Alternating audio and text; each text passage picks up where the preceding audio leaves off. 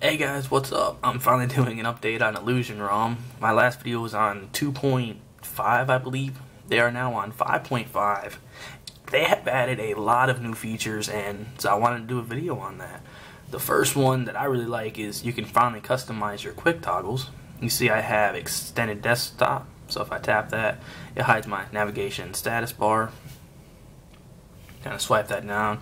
And also you can change that. I have the NFC toggle and I have a compass because it's a compass. I don't really know what this is. It's just there. I thought it was cool.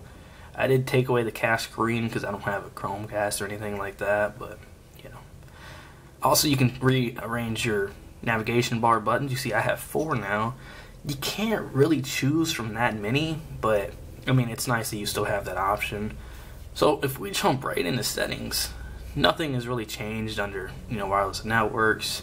Personal, we do have themes now, so you can go get more. You can customize your own. You can make your own with the new CM theme engine and all that good stuff. We do have the battery saver, whatnot. That's a lollipop feature. It's not really, We have privacy, which is pretty cool. That's a CM thing. We do have different accounts, so you can have a guest and whatnot. Also, we have performance, which I haven't really messed with. But the main part is if you go to Illusion Box, so you can go to status bar. My cat just jumped out of the window. I don't know why. But if you go to status bar, you can change the clock. That's been there since, I think, my last video. It's been there since like the beginning of Illusion ROM. I do have it in the center, AM, PM. The date is just the day, kind of obvious. Date format, so if you actually wanted this, I just have it set as a day. You can change your battery style. They don't have as many as like Liquid, because they have a bunch, but they're still there. And you can also change your carrier label. I have, mine default set on T-Mobile, so yeah. Battery bar, that's exactly what it sounds like. It's like the MyUI battery bar, with the little green line going across if your battery's full. It is like 55 in my apartment, so I'm sorry if I'm a little cold, but the heat makes too much noise. So activity indicators is just your data. You see the ones next to my vibration, like that's that. You can also turn those on and off, or you can actually just choose what you want to display. I have them set to both.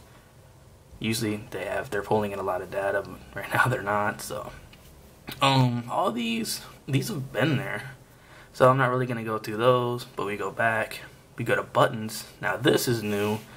We have a few different things. I'll start from this side since this has kind of been there, so it's not really anything new. But if we scroll over, we do have these. So when we swipe up, how you used to just go to Google now you can choose what you want. So you have the torch. You can also choose any application that you want. Take a screenshot, change your keyboard, all that other stuff. But I just have it set to torch and camera because, then you hit the little check mark and also restore the default. That is new, and I've been waiting for that because if you have the double tap to wake your phone and then you quickly swipe up, you can open up the camera or torch instead of, because I know you guys have been using this ROM. If you try to swipe the camera of the phone, like on a lock screen, it doesn't really register all that well. Like, I don't know if it's just me, but it just, yeah. So I prefer to use that. But this is also where you can change your navigation bar buttons. There isn't much. There's just a search button and then menu. So go ahead and cancel. And also you can reorientate those, like put those where you want to. But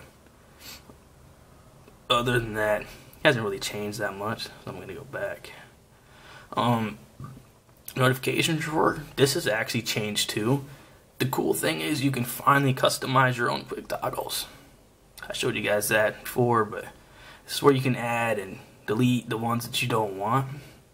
See, this there. Rearrange them and, all that other good stuff. You can also have it to where it shows the 4 tiles. So you see there's 4 instead of the 3. Because if there's 3, it would take up more room, but now you can have more. And if you don't want the first 2 large, just uncheck that and boom. Now the bottom two are just kind of small. I kind of like the first two, you know, large, like enlarged, because I use those the most, like out of all these. So I'm just kind of keep that. Yeah, the advanced location settings, and then these have been there, so I'm not really going to go through these that much. But, you know, my cat really likes that blind. So, shortcuts. The gesture anywhere. My friend has a OnePlus One, and he uses these for like his camera and his torch, like kind of like how I use the nav ring. I don't. Like, I guess these are awesome, but I prefer just to, you know, swipe and instead of doing some weird gesture. So if you do use those, and all the power to you, I guess, but I don't. So recents, I don't use Omni Switch. I've never used it. Like, I prefer just the recents, you know, that we have here. You know, you have the clear all button, and it's just kind of there. So go back. You have a lot of running apps. I never have to close them. It never slows down, so, you know, I just kind of leave it there, because why not? Like I said, the clear all button, you can change the position of it. I have mine set to the bottom right. The search bar, see up top, we have the Google search bar. You don't have to have that if you don't want to, but, you know, I figured why not, so.